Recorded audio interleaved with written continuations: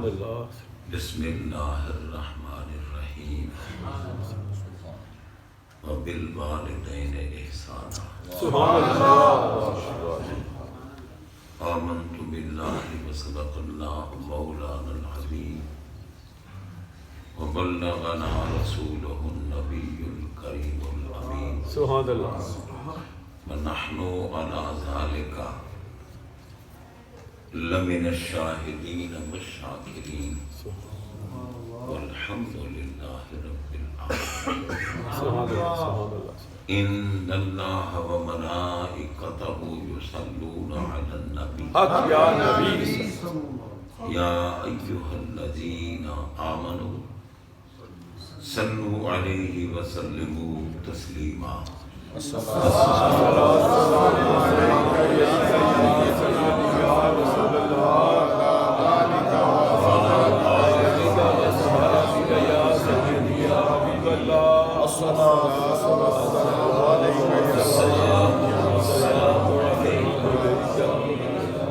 یا سید المرسلین یا سید المرسلین وعلی آلک واصحابک یا خاتم ابو النبیین. نبی. واجب الاحترام معززین سامعین و حاضرین حضرات، سبحان اللہ. اللہ تبارک و تعالی جل شانہ کا بڑا کرم ہے، ہمیں اس پاکیزہ محفل میں حاضری کی سعادت سے نوازا. سبحان اللہ. سبحان اللہ. سبحان اللہ. اس محفل کے ذریعے جس ہستی کو ہم نے ایصال ثواب کرنا ہے سبحان اللہ. وہ نجیب الطرفین سیدہ ہے. سبحان اللہ. سبحان اللہ. سبحان اللہ. سبحان اللہ. ان کے والد بھی صحیح النسب سید اللہ. سبحان اللہ. اور ان کی والدہ بھی سید. سبحان اللہ. کیا بات ہے. بے شک. بے شک. اب آپ اندازہ لگائیں کہ سرکار کی نسل پاک جو دنیا میں چلی، اللہ تعالی نے جس پشت کو پسند فرمایا، اللہ تعالیٰ کا انتخاب ہے، اتفاقی معاملہ نہیں. بے شک. سبحان اللہ. اللہ اکبر. اللہ تعالیٰ نے پسند فرمایا محبوب کی نسل دنیا میں چلانے کے لیے پشت علی کی اور بطن زہرا. سبحان اللہ. ان سے ہمارے آقا کی نسل پاک سبحان اللہ. سبحان اللہ. جن کو سید کہتے ہیں. سبحان اللہ. سبحان اللہ. سبحان اللہ. سید صرف وہی کہلا سکتے ہیں جو حسن پاک کی اولاد ہیں، حسین پاک کی اولاد. بے شک. اس کے علاوہ کوئی اگر اپنے آپ کو سید کہلائے گا تو وہ بناوٹی ہوگا. بے شک. اور جو بناوٹی سید ہے اس پہ اللہ کی اور فرشتوں کی لعنت. بے شک. اور جو صحیح النسب سید ہے ان پر اللہ کی بھی رحمت ہے اور فرشتوں کی بھی اور اس کے محبوب. اب آپ اندازہ لگائیں کہ جن کی پشت سے جو اولاد عالم دنیا میں چلی، اس اولاد کی عزت کرنے والے کے لیے ہمارے آقا علیہ الصلوۃ والسلام نے اعلان فرمایا سبحان اللہ. کہ جب بھی میری نسل، میری آل، میری اولاد کی عزت کرنے والا جب بھی اسے موت آئے گی خاتمہ ایمان. سبحان اللہ. سبحان اللہ. واہ واہ واہ. سبحان اللہ. واہ واہ واہ. سبحان اللہ. یا سرکار. یوں ہی نہیں، آپ کا فرمان گرام یہ فرما اربعۃ انا لہم شفیع. حالانکہ چاہے عربی قواعد کے اعتبار سے آنا شفیع اللہم ہوتا، لیکن حدیث پاک ہے آنا لہم شفیع. سبحان اللہ. اب یہ مفعول کا مقام مؤخر ہوتا ہے. یہ مفعول لہو کو مقدم کرنا حسر کی دلیل ہے کہ یعنی جو اعلان ہو رہا ہے اس کے سوا اور کوئی خیال بھی اس کے سوا اور کوئی خیال نہیں کر سکتا. کیا ہے؟ فرمایا اربعۃ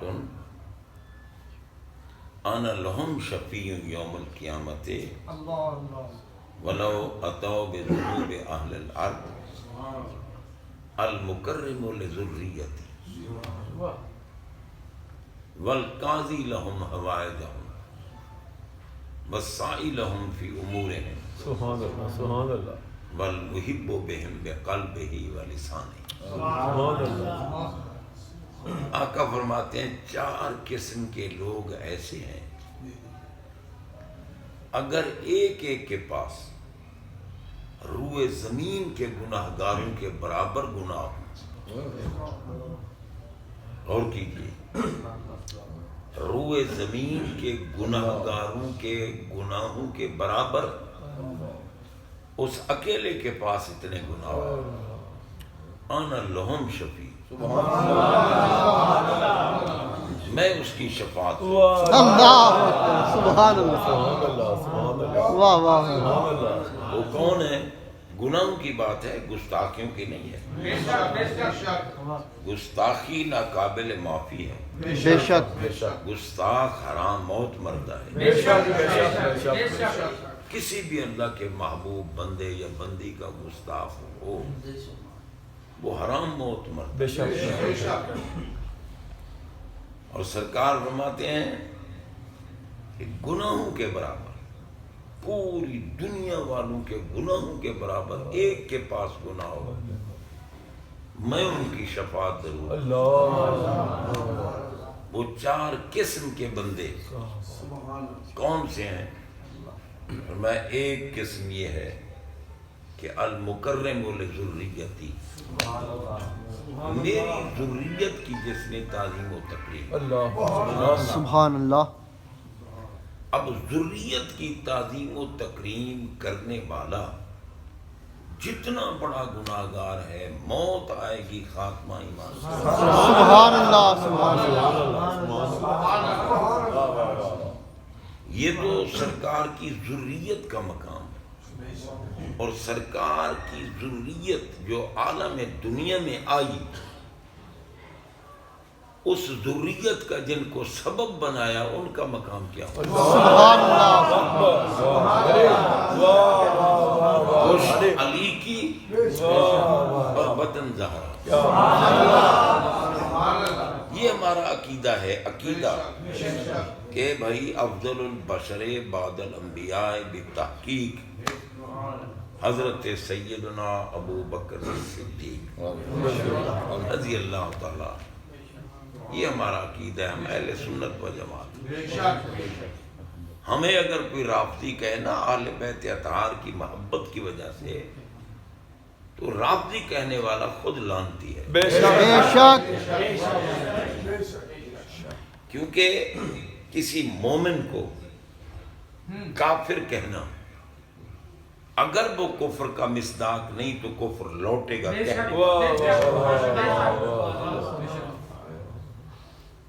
بھئی محبت علی کا نام تو رفض نہیں ہے. بے شک.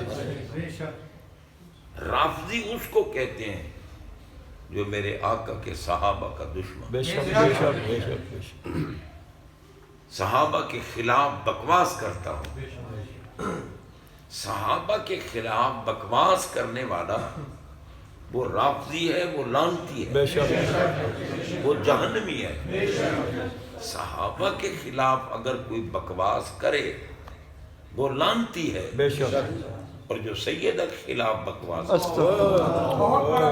اللہ اکبر. بھئی صحابہ تو میرے نبی کے جسم کے قریب بیٹھنے سے صحابیت بے ملتی شک. ہے. بے شک. بے شک. بے شک. من صاحب النبی صلی اللہ علیہ وسلم مومنا بہ ومات الایمان.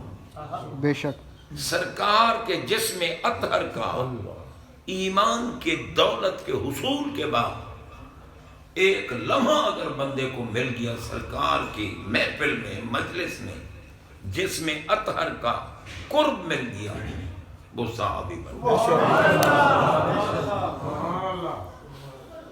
اور جن بیویوں کو میرے آقا کا قرب خاص ملا سرکار کے نکاح میں آئی ازواجہ امہاتہم محبوب کے نکاح میں آنے والی بیویاں تمام مومنوں کی مائیں ایمانی مائیں ہیں حقیقی مائیں نہیں۔ بے شک اب اگر کوئی کہنا کہ اماں عائشہ یہ غلط ہے یوں نہیں کہنا چاہیے۔ اور پھر اماں عائشہ تو کہتے ہی وہ ہیں جو اہل بیت کے دشمن ہیں اور یزید کے حامی وہ کہتے ہیں اونچی آوازوں سے بے ادبی ہے، کیونکہ جو حقیقی اماں ہے اس کی اولاد سے نکاح نہیں ہو سکتا۔ بے شک اور جتنی آقا کی ازواج مطہرات ہیں ان کی اولاد سے نکاح ہو سکتا ہے۔ آپ دیکھیے نا مطلب ہے کہ حضرت عثمان غنی کے نکاح میں سیدہ خدیجۃ الکبریٰ کی 2 شہزادیاں نہیں ہیں اور جو کائنات کی تمام شہزادیوں کی سردار ہیں سیدۃ النساء الجنہ سیدہ فاطمہ الزہرا سلام اللہ علیہا وہ علی پاک کے نکاح میں ہیں۔ اس لیے ایمانی مائیں ہیں حقیقی مائیں نہیں۔ اب جناب کوئی اگر کہے جی کیونکہ وہ مائیں ہیں اس لیے ان کے ساتھ نکاح حرام ہے، بھئی وہ حقیقی مائیں تو نہیں ہیں، وہ ایمانی مائیں ہیں، پھر نکاح ان کے ساتھ حرام ہے۔ کیوں حرام ہے؟ ان کے ساتھ نکاح حرام ہے اس لیے حرام ہے کہ وہ بیوہ نہیں ہوئی۔ سبحان اللہ، واہ واہ واہ واہ واہ واہ، سبحان اللہ سبحان اللہ، اللہ اکبر، یا رسول اللہ، یا علی، عظمت و شان ازواج النبی زندہ باد۔ امہات المومنین،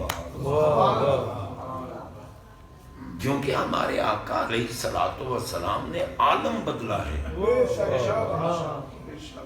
جب دنیا میں آپ جلوہ فرما تھے زندہ تھے، بے شک ٹھیک ہے نا، زندہ۔ اب چونکہ اللہ کا قرآن کہتا ہے وَلَلْآخِرَةُ خَيْرٌ لَكَ مِنَ الْأُولَىٰ، محبوب آپ کی ہر آنے والی گھڑی پہلی سے افضل ہے۔ جو زندگی اس دنیا میں تھی اب جب عالم برزخ میں تشریف لے گئے وہی زندگی یہاں جو کوئی تھی آگے ترقی ہو گئی۔ سبحان اللہ سبحان اللہ، سرکار زندہ ہے اور جناب بندہ آپ کے لیے کوئی مشکل نہیں۔ دنیا میں بیٹھے تھے تو دنیا والوں کو بھی دیدار کراتے تھے۔ یہ نہیں ہے کہ اس وقت خواب میں دیدار نہیں ہوتے تھے، خواب میں اس وقت بھی دیدار ہوتے تھے اور بیداری میں بھی دیدار ہوتے تھے۔ حضرت امام جلال الدین سیوطی رحمت اللہ تعالی کو 70 مرتبہ دیدار، خواب میں بھی دیدار کراتے تھے، بیداری میں بھی دیدار کراتے تھے، اب بھی خواب میں دیدار کراتے ہیں، اب بھی بیداری میں دیدار کراتے ہیں۔ سرکار دنیا میں رہ کر قبر والوں کو دیدار کراتے ہیں۔ کوئی ہے ایسا بشر جو دنیا میں رہ کر قبروں میں جائے؟ عالم برزخ میں رہ کر عالم دنیا میں آنا یہ ہے کہ انبیاء کرام علیہ السلام اپنی قبور پاک سے نکل کر مسجد اقصی میں آئے اور سرکار ماتے ہیں حج پہ بھی تشریف لاتے ہیں۔ سبحان اللہ، واہ واہ واہ، عالم قبر سے عالم دنیا میں آنا ہے لیکن عالم دنیا میں رہ کر عالم قبر میں جانا یہ سوائے ہمارے آقا کے اور کسی کا کمال ہے۔ سبحان اللہ سبحان اللہ، کیونکہ آپ دیکھیں بھائی یہ سوال ما کنت تقول فی ھذا الرجل، یہ جو سوال قبر میں ہوتا ہے یہ کب سے شروع ہے؟ یہ سوال جب سے آقا نے اعلان نبوت، جب سے اعلان نبوت فرمایا۔ نبوت تو وہ آپ کی بہت پہلے کی ہے، بہت پہلے کی۔ ملا تو کہتے ہیں نا 40 سال بعد نبوت ملی، معاذ اللہ سرکار تو بوقت ولادت بھی رب حبلی امتی کا، سبحان اللہ سبحان اللہ۔ یہ کہ 40 سال بعد، اگر صحابہ کا عقیدہ یہی ہوتا نا 40 سال بعد، تو پھر صحابہ آقا کی بارگاہ میں جا کر یہ نہ کہتے کہ متى وجبت لک النبوۃ، سرکار آپ کو نبوت ملی کب ہے؟ اللہ اعلان تو آپ نے اب کیا ہے، ملی کب ہے نبوت؟ صحابہ پوچھ رہے ہیں۔ ترمذی شریف کی حدیث ہے، حضرت ابو ہریرہ رضی اللہ تعالیٰ عنہ راوی پوچھ رہے ہیں متى وجبت لک النبوۃ۔ اب جو چیز جو منصب کسی کو کسی کے سامنے ملے اسے تو پوچھنے کی ضرورت نہیں۔ ہمیں ضرورت ہے کہ ہم عمران خان سے پوچھیں کہ کب بدارت عظمیٰ ہاتھ لگی؟ جی کوئی ضرورت نہیں، ہمیں کوئی ضرورت نہیں کہ ہم بزدار سے پوچھیں کہ وزارت اعلیٰ آپ کو کب ہاتھ لگ گئی، کیونکہ ہمارے سامنے جن کو جو کچھ ملا ہے پوچھنے کی ضرورت نہیں۔ اور صحابہ پوچھ رہے ہیں کہ سرکار آپ کو نبوت کب ملی؟ سبحان اللہ۔ اچھا آپ دیکھیں یہ لفظ کب جو ہے نا متا، یہ تعین وقت کا تقاضا کرتا ہے۔ اب دیکھو اگر بالفرض ہم سے کوئی پوچھتا ہے جی آپ کے گھر محفل کب ہے، اور ہم اس کو کہتے کہ 1 اور 12 دسمبر کے درمیان، تو اگلا کہتا جی معاملہ ہے بھائی 1 اور 12 یعنی 12 دن پوچھتے پھرے آ جائے آ جائے آج۔ ہم نے جو پوچھا ہے کب، تو کب کا تقاضا ہے تعین وقت۔ کوئی پوچھے جناب محفل کب ہے تو جواب دینا پڑے گا کہ 8 دسمبر، تعین وقت کرنا پڑے گا۔ اب صحابہ پوچھتے ہیں متى وجبت لک النبوۃ، سرکار آپ کو نبوت کب ملی؟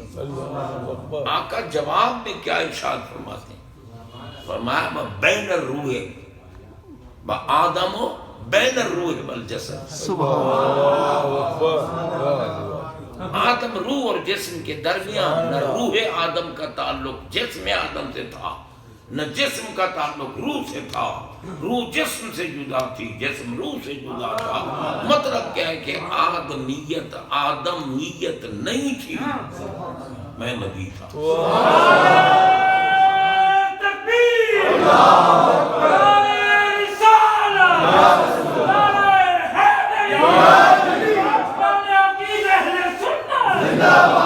اب آپ اندازہ لگائیں، پوچھا جا رہا ہے متى وجبت، سرکار جواب مبہم دیتے ہیں، حالانکہ لفظ متى جو ہے یہ تعین وقت چاہتا ہے، یہ قطعی جواب چاہتا ہے، یہ مبہم جواب نہیں چاہتا۔ سرکار نے جواب مبہم دیا، آدم بین الروح والجسد، آدم روح اور جسم کے درمیان۔ کیوں جواب دیا اس طرح؟ کیونکہ فرمایا سوال کرنے والوں کا تعلق جو آدم سے تھا، تو میں نے ان کو بتایا کہ تمہارا مبدا اور منشا نہیں تھا، میں اس وقت بھی نبی تھا۔ اب تعین وقت کیوں نہ کیا؟ تعین وقت کر کے بتاتے نا، کیونکہ سائلین کے سوال کا تقاضا تو یہی تھا، لیکن تعین وقت نہیں فرمایا۔ کیوں؟ فرمایا تعین وقت کیسے کروں جب اللہ نے مجھے نبوت کے منصب پہ فائز فرمایا۔ وقت بنتا ہے نظام شمسی کے ساتھ، نہ زمین تھی، نہ آسمان تھا، نہ سورج تھا، نہ ستارے تھے، نہ چاند تھا، نہ گردش دوران تھی، یعنی وقت نہیں تھا، میں نبی تھا۔ نعرہ تکبیر، اللہ نعرہ رسالت، نعرہ حیدری، نعرہ تحقیق۔ اب آپ اندازہ وقت نہیں تھا، میں نبی تھا۔ اچھا، اب سرکار نے اعلان فرمایا انا مدینۃ العلم وعلی باب، سبحان اللہ، سبحان اللہ، واہ نعرہ تکبیر، اللہ نعرہ رسالت، یا رسول اللہ، نعرہ حیدری، یا علی، انا مدینۃ العلم وعلی باب، میں علم کا شہر ہوں، علی اس کا دروازہ۔ اب اس پر بھی غور کیجئے کہ سرکار کب سے علم کے شاہر ہیں، اور علی کب سے اس شہر کا دروازہ۔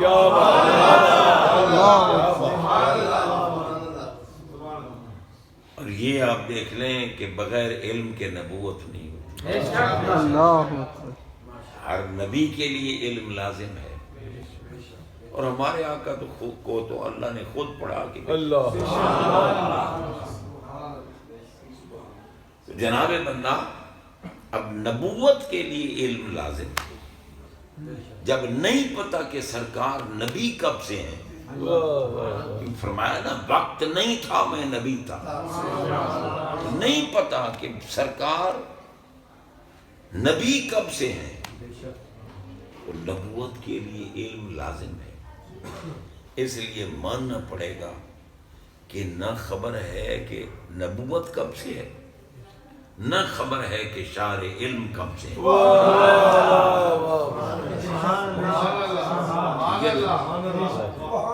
اب آگے آؤ، علی بابا، جناب بندہ، کیونکہ انا مدینۃ العلم یہ بھی جملہ اسمیہ ہے، انا مبتدا ہے، مدینۃ العلم مضاف مضاف الیہ خبر ہے، اور یہ مبتدا اور خبر مل کے جملہ اسمیہ، یہ ہے معطوف علیہ، واو حرف عطف ہے، علی مبتدا ہے، بابھا مضاف مضاف الیہ خبر، وہ بھی مبتدا خبر مل کر جملہ اسمیہ، معطوف علیہ بھی جملہ اسمیہ ہے، معطوف بھی جملہ اسمیہ ہے، اور جملہ اسمیہ دوام و استمرار پہ دلالت کرتا ہے۔ تو نہیں پتا کہ ہمارے آقا کب سے علم کے شہر ہیں، اور نہیں پتا کہ علی کب سے دروازہ۔ اب یہ ماننا پڑے گا کہ جب سے آپ علم کے شہر ہیں تب سے علی اس کا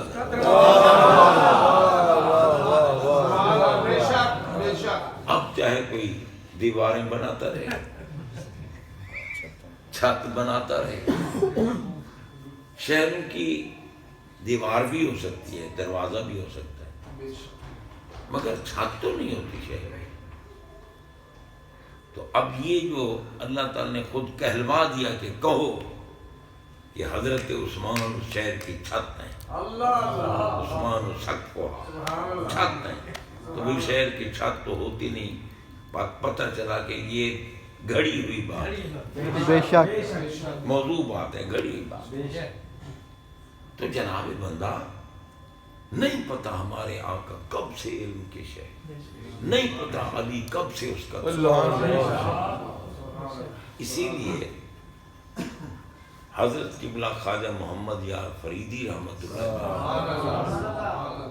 انہوں نے علی پاک کی شان میں لکھا ہے، وہ فرماتے ہیں ہر مشکل کے حل نہ شود از تو حل شود، ہر مشکل کے حل نہ شود از تو حل شود، حلال مشکلات کلی یا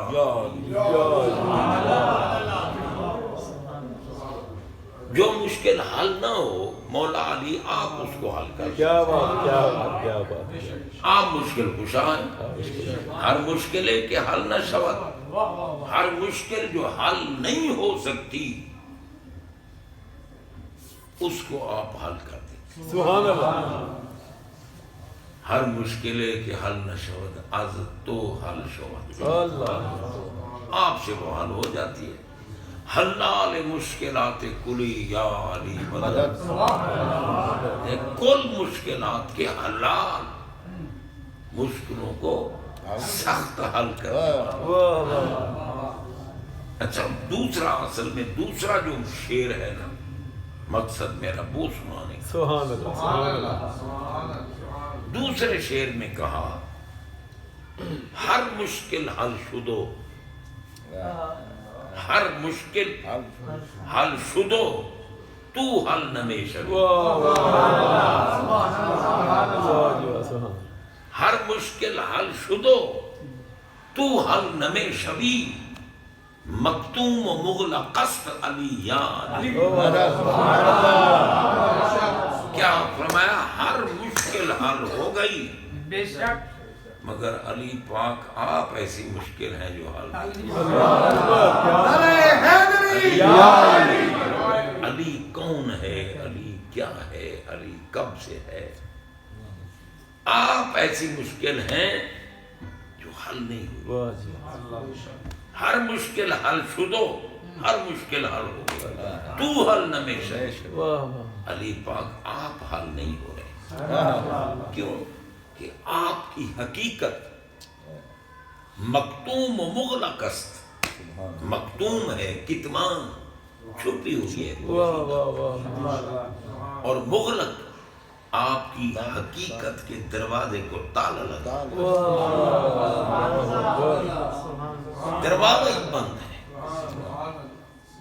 دیکھو نا جیسے حدیث پاک میں ہے نا بھی اذا داخل رمضان فتحت باب الجنت وغلقت ابواب جہنم جی جہنم کے دروازے بند کر دیے جاتے ہیں یہاں غلقت وہی ہے مغلق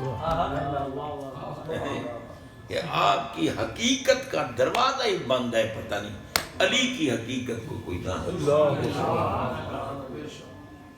بہرحال چونکہ ہمارے اکابرین نے ہمیں تحقیق کر کے بتایا رہا تو حدیث قرآن میں بھی یہ باتیں ہیں کہ صدیق اکبر افضل البشر بعد الانبیاء فاروق اعظم دوسرے خلیفہ ہیں مومنین ہیں نبی نے رب سے مانگ کر ان کو لیا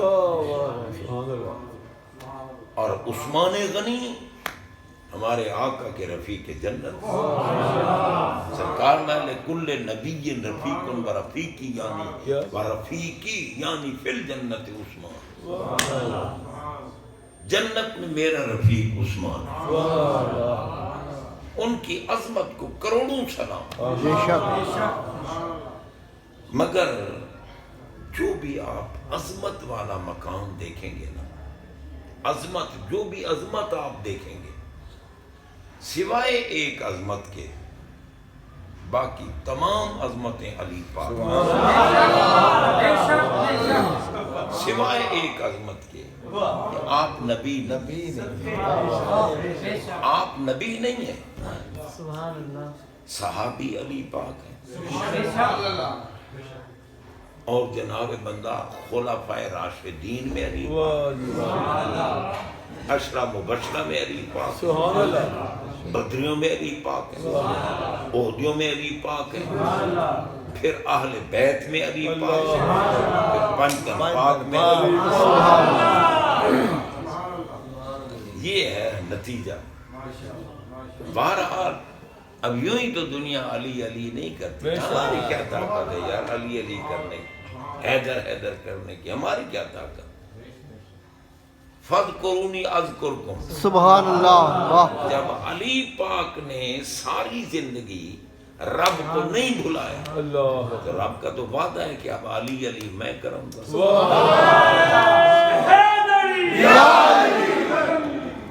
حضور تاجدار گولڈا رضی اللہ تعالیٰ عنہ پاک پتن شریف بیٹھے تھے لوگ آتے نا تو ان کا نعرہ ہوتا ہے حق فرید یا فرید، حق فرید یا۔ تو کسی ملا نے آپ کے پاس آ کر کہا کہ جناب دیکھیں آپ بھی بیٹھے ہیں تو یا اللہ کوئی نہیں کہتا، حق فرید یا فرید، حق فرید یا فرید۔ یہ کیا ہے؟ آپ نے فرمایا لگتا ہے تو جاہل ہے۔ وہ بابا فرید نے ساری زندگی ایک سانس بھی اللہ کی یاد سے غافل نہیں کیا، ساری زندگی انہوں نے اللہ کا ذکر کیا۔ رب نے نہیں فرمایا کہ فَاذْكُرُونِي أَذْكُرْكُمْ، تم میرا ذکر کرو میں تمہارا کروں۔ انہوں نے زندگی بھر اللہ یا اللہ کہا۔ رب نے کہا اب میں تیرا ذکر کراؤں، یا فرید یا حق فرید یا فرید، حق فرید یا فرید۔ اور یہ تو بابا سارے کے سارے غلام ہیں نا علی پاک۔ بے شک علی پاک جو ہیں وہ بہت بڑی ہستی ہیں، آخر سیدہ فاطمہ الزہرا کے شوہر ہیں، سبحان اللہ۔ اور یہ انتخاب رب نے کیا ہے، ہمارے آقا کی طرف سے نہیں، رب کی طرف سے۔ میں نے سیدہ فاطمہ الزہرا کے لیے شوہر علی پسند کیا۔ اب آپ اندازہ لگائیں، پھر ہمارے آقا کی نسل پاک جو دنیا میں چلی علی کی پشت میں، اسی لیے آقا میں جسموں کا جسمی دموں کا دمی۔ اب بتاؤ کہ بھائی اب ہم کہیں گے جی علی پاک ہے، علی علی علی علی کرتے ہو، رافضی ہو یہ ہو۔ اب پاگلوں، رافضی تو علی کو مانتے ہی نہیں، ایمان سے رافضی شیعہ نہیں مانتے علی پاک۔ اگر مانتے ہوتے بھئی وہ مرید ہے کہ پیر کا عقیدہ کچھ اور مرید کا کچھ اور، وہ کیا مرید ہے؟ جی اگر مرید ہوتے نا یہ رافضی علی پاک کے، تو علی پاک تو خلفائے راشدین کے پیچھے نمازیں پڑھ رہے ہیں اور تم ان کو گالیاں نکالتے ہو۔ مرید ہو کر جو پیر کے امام کو گالی نکالے وہ مرید نہیں ہوتا، مرتد ہوتا ہے۔ اس لیے صدیق اکبر کا گستاخ، فاروق اعظم کا گستاخ، عثمان غنی کا گستاخ رضی اللہ عنہم، ان کا گستاخ علی کا کچھ نہیں لگتا۔ علی پاک کے تو وہی غلام اور مرید ہیں جو ان کو بھی مانتے ہیں، ان کو بھی مانتے ہیں۔ اور یہ بیچارے ناقص ذہن کی وجہ سے کہیں جی علی علی کرتے ہو، یہ ہے وہ ہے۔ بھئی اگر ذکر علی سن کر کسی کی طبیعت خراب ہوتی ہے نا تو اس پر لعنت ہو، منافق ہے، ہمارا فیصلہ نہیں، سرکار کا فرمان۔ لا یحب علی الا مومن ولا یبغضہ الا منافق۔ ایک روایت میں یحب علی مومن ویبغضہ منافق۔ مومن علی پاک سے محبت کرتے ہیں۔